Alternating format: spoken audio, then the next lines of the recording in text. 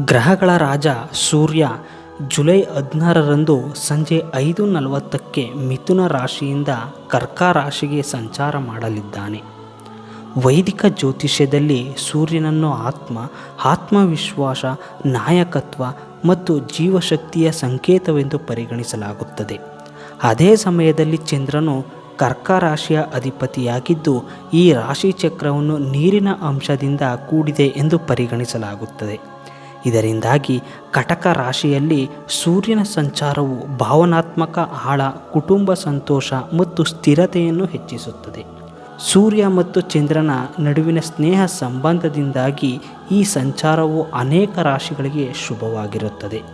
ಈ ಸಂಚಾರವು ಯಾವ ರಾಶಿಚಕ್ರ ಚಿಹ್ನೆಗಳಿಗೆ ಶುಭವಾಗಲಿದೆ ಎಂದು ತಿಳಿಯೋಣ, ಹಾಗೂ ನಿಮ್ಮ ಎಲ್ಲ ಸಮಸ್ಯೆಗಳಿಗೆ ಪರಿಹಾರ ಕಂಡುಕೊಳ್ಳಲು ಪಂಡಿತ್ ಋಷಿಕೇಶ್ ಭಟ್ ಅವರನ್ನು ಸ್ಕ್ರೀನ್ ಮೇಲೆ ಬರುವ ನಂಬರ್ಗೆ ಸಂಪರ್ಕಿಸಬಹುದು.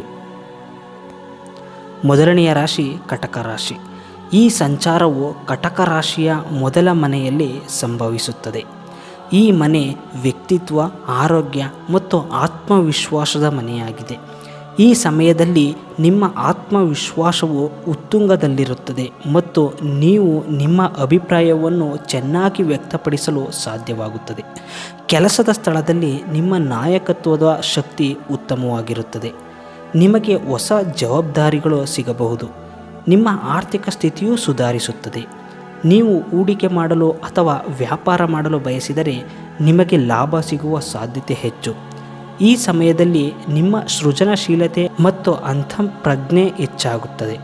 ಇದು ನಿಮ್ಮ ಗುರಿಗಳನ್ನು ಹೊಸ ದೃಷ್ಟಿಕೋನದಿಂದ ನೋಡಲು ನಿಮಗೆ ಅನುವು ಮಾಡಿಕೊಡುತ್ತದೆ.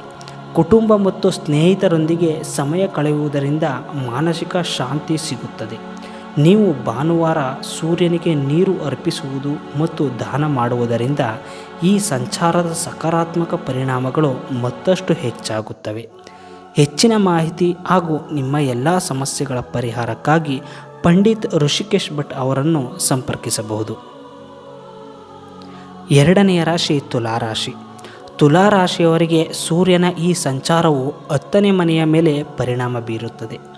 ಈ ಮನೆ ವೃತ್ತಿ ಮತ್ತು ಸಾಮಾಜಿಕ ಪ್ರತಿಷ್ಠೆಯದ್ದಾಗಿದೆ. ಕೆಲಸದ ಸ್ಥಳದಲ್ಲಿ ಮಿಂಚಲು ಇದು ನಿಮಗೆ ಸಮಯ. ನಿಮ್ಮ ಕಠಿಣ ಪರಿಶ್ರಮವನ್ನು ಗುರುತಿಸಲಾಗುತ್ತದೆ ಮತ್ತು ನೀವು ನಾಯಕತ್ವ ಪಡೆಯಬಹುದು.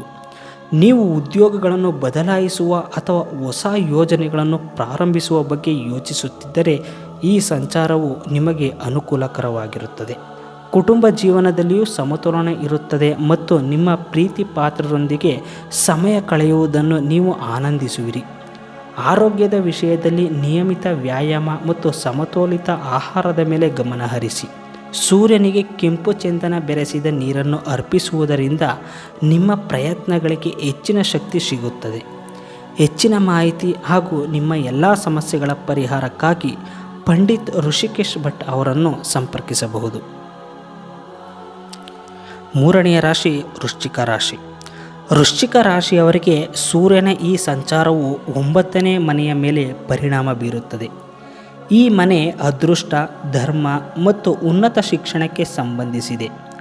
ಈ ಸಂಚಾರವು ನಿಮಗೆ ಅದೃಷ್ಟವನ್ನು ಹೆಚ್ಚಿಸುತ್ತದೆ ಮತ್ತು ನಿಮ್ಮ ಪ್ರಯತ್ನಗಳಲ್ಲಿ ನೀವು ಯಶಸ್ಸನ್ನು ಪಡೆಯುತ್ತೀರಿ. ನೀವು ಉನ್ನತ ಶಿಕ್ಷಣ, ಸಂಶೋಧನೆ ಅಥವಾ ವಿದೇಶಿ ಅವಕಾಶಗಳನ್ನು ಹುಡುಕುತ್ತಿದ್ದರೆ ಈ ಸಮಯವು ನಿಮಗೆ ಶುಭವಾಗಿರುತ್ತದೆ. ಧಾರ್ಮಿಕ ಮತ್ತು ಆಧ್ಯಾತ್ಮಿಕ ಚಟುವಟಿಕೆಗಳಲ್ಲಿ ಆಸಕ್ತಿ ಹೆಚ್ಚಾಗುತ್ತದೆ ಮತ್ತು ನಿಮ್ಮ ಜೀವನದ ಉದ್ದೇಶವನ್ನು ನಿಮಗೆ ಆಳವಾಗಿ ಅರ್ಥ ಮಾಡಿಕೊಳ್ಳಲು ಸಾಧ್ಯವಾಗುತ್ತದೆ. ಆಸ್ತಿಯಿಂದ ಅಥವಾ ಹಣಕಾಸಿನ ವಿಷಯಗಳಲ್ಲಿ ಹೂಡಿಕೆಯಿಂದ ಲಾಭ ಸಾಧ್ಯ. ಕುಟುಂಬದೊಂದಿಗೆ ಸಮಯ ಕಳೆಯುವುದರಿಂದ ಭಾವನಾತ್ಮಕ ಸ್ಥಿರತೆ ಸಿಗುತ್ತದೆ. ನಿಯಮಿತ ಧ್ಯಾನವು ಈ ಸಂಚಾರದ ಪ್ರಯೋಜನಗಳನ್ನು ಹೆಚ್ಚಿಸುತ್ತದೆ. ಹೆಚ್ಚಿನ ಮಾಹಿತಿ ಹಾಗೂ ನಿಮ್ಮ ಎಲ್ಲ ಸಮಸ್ಯೆಗಳ ಪರಿಹಾರಕ್ಕಾಗಿ ಪಂಡಿತ್ ಋಷಿಕೇಶ್ ಭಟ್ ಅವರನ್ನು ಸಂಪರ್ಕಿಸಬಹುದು. ನಾಲ್ಕನೆಯ ರಾಶಿ ಕನ್ಯಾ ರಾಶಿ. ಕನ್ಯಾ ರಾಶಿಯವರಿಗೆ ಸೂರ್ಯನ ಈ ಸಂಚಾರವು 11ನೇ ಮನೆಯ ಮೇಲೆ ಪರಿಣಾಮ ಬೀರುತ್ತದೆ. ಈ ಮನೆ ಲಾಭ, ಸಾಮಾಜಿಕ ಸಂಬಂಧಗಳು ಮತ್ತು ಸ್ವ ಇಚ್ಛೆಗಳನ್ನು ಈಡೇರಿಸುವ ಮನೆಯಾಗಿದೆ. ಈ ಸಂಚಾರವು ನಿಮಗೆ ಆರ್ಥಿಕ ಲಾಭ ಮತ್ತು ಸಾಮಾಜಿಕ ಪ್ರತಿಷ್ಠೆಯನ್ನು ಹೆಚ್ಚಿಸಬಹುದು. ಉದ್ಯೋಗದಲ್ಲಿರುವ ಜನರು ಬಡ್ತಿ ಅಥವಾ ಸಂಬಳ ಹೆಚ್ಚಳಕ್ಕೆ ಅವಕಾಶಗಳನ್ನು ಪಡೆಯಬಹುದು. ಆದರೆ ನೀವು ಉದ್ಯಮಿಯಾಗಿದ್ದರೆ ನೀವು ಹೊಸ ಒಪ್ಪಂದಗಳು ಮತ್ತು ಪಾಲುದಾರಿಕೆಗಳಿಂದ ಪ್ರಯೋಜನ ಪಡೆಯುತ್ತೀರಿ. ನಿಮ್ಮ ಸಾಮಾಜಿಕ ವಲಯವು ಹೆಚ್ಚಾಗುತ್ತದೆ ಮತ್ತು ಪ್ರಭಾವಿ ಜನರನ್ನು ಭೇಟಿಯಾಗುವುದು ನಿಮ್ಮ ವೃತ್ತಿ ಜೀವನಕ್ಕೆ ಹೊಸ ದಿಕ್ಕನ್ನು ನೀಡುತ್ತದೆ. ಮಕ್ಕಳ ಕಡೆಯಿಂದ ನೀವು ಒಳ್ಳೆಯ ಸುದ್ದಿಗಳನ್ನು ಪಡೆಯಬಹುದು ಮತ್ತು ಪ್ರೇಮ ಸಂಬಂಧಗಳಲ್ಲಿಯೂ ಮಾಧುರ್ಯ ಇರುತ್ತದೆ. ಈ ಸಮಯದಲ್ಲಿ ನಿಮ್ಮ ಯೋಜನೆಗಳನ್ನು ವ್ಯವಸ್ಥಿತವಾಗಿ ಇರಿಸಿ ಮತ್ತು ಸೂರ್ಯೋದಯದಲ್ಲಿ ಧ್ಯಾನ ಮಾಡಿ, ಇದರಿಂದ ಮಾನಸಿಕ ಸ್ಪಷ್ಟತೆ ಕಾಯ್ದುಕೊಳ್ಳಬಹುದು. ಹೆಚ್ಚಿನ ಮಾಹಿತಿ ಹಾಗೂ ನಿಮ್ಮ ಎಲ್ಲ ಸಮಸ್ಯೆಗಳ ಪರಿಹಾರಕ್ಕಾಗಿ ಪಂಡಿತ್ ಋಷಿಕೇಶ್ ಭಟ್ ಅವರನ್ನು ಸಂಪರ್ಕಿಸಬಹುದು.